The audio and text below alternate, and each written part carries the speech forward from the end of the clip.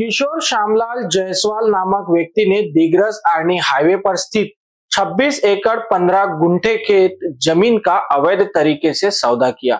इस आशय का आरोप खेत जमीन के मूल मालिक मोतीराम बाबा दुधे के परिवार सदस्य ने लगाया है। क्या है पूरा मामला, आइए देखते हैं। दिग्रस शहर और परिसर क्या अवैध लैंड माफियाओं का केंद्र बन गया है? ये सवाल इसलिए खड़ा हो रहा है क्योंकि जमीन की अवैध खरीद फरोख्त के मामले पहले भी सामने आए हैं और इसी कड़ी में शिकायतकर्ताओं की माने तो एक नया और गंभीर मामला भी उजागर हुआ है। कथित लैंड माफियाओं और तहसील प्रशासन में शामिल भ्रष्ट कर्मचारियों और अधिकारियों की मिली भगत से जायसवाल नामी एक व्यक्ति ने हमारा खेत खुद के नाम पर कर उसका अवैध सौदा किया।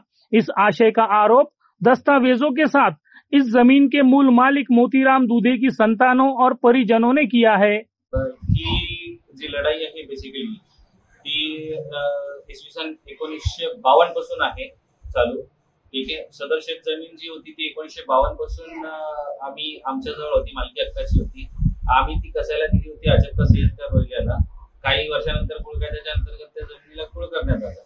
ठीक आहे, आणि त्याचा मोबदला आम्हाला भेटत आला। नंतर अचानक काही वर्षानंतर आम्हाला मोबदला येणं बंद झाला। तेव्हा आम्हाला कळालं की त्याच्यात एक जायसवाल नावाचे आसामी आहेत, त्यांनी सगळे कागदपत्र बदलून त्यांच्या नावावरती करण्यात आले।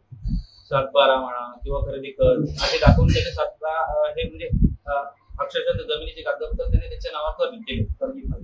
ठीक आहे, आता हे कसं झालं याची काही कल्पना नाहीये, कारण सदर शेत जमीन जी होती ही माझ्या आजोबाची होती, म्हणजेच मोतीराम बाबा बारी दुधे यांची होती। हे मोतीरामची 2 पोरं आहेत, मी त्यांचा नातू आहे। ठीक आहे, सदर शेत जमिनीचा व्यवहार माझ्या आजोबांनी कधी केलाय नव्हता आणि माझ्या काकांनीही कधी केला नव्हता किंवा माझ्या वडिलांनीही कधी केला नव्हता। आम्ही ही सदर शेत जमीन आयुष्यात कधी विकलेली नाही, तर याच गोष्टीचा आम्हाला सगळ्यात मोठा आक्षेप आहे। इस मामले को उठाने वाले निशांत दुधे जो मोतीराम दुधे के पोते हैं, उन्होंने और उनके चाचा अनिल दुधे और अर्जुन मोतीराम दुधे ने दावा किया है कि दिग्रस आर्नी राष्ट्रीय महामार्ग पर देउरवाड़ी पुनर्वसन लोक वस्ती से सटी 26 एकड़ 15 गुंठे जमीन पर उनका आज भी ताबा है और असल में यह जमीन उनकी मिल्कियत है, लेकिन किशोर जायसवाल नामी व्यक्ति ने बनावटी दस्तावेज तैयार कर जमीन का एक बड़ा हिस्सा बेच दिया।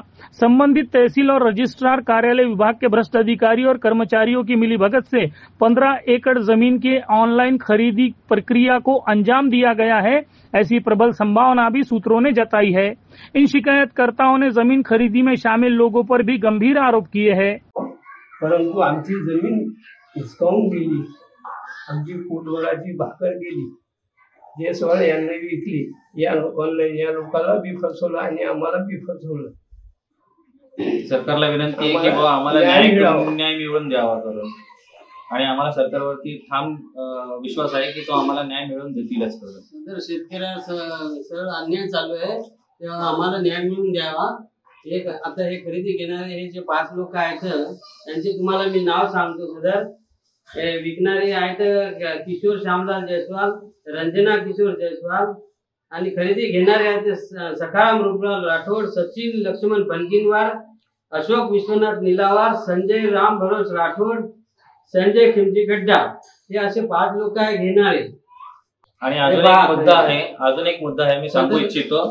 या सदर शेत जमिनीचे व्यवहार करणाऱ्यांपैकी हे जे सदर शेत जमिनीचा व्यवहार करणारे हे व्यक्ती आहे सचिन लक्ष्मण बनगिनवार, जे आपण बघू शकता।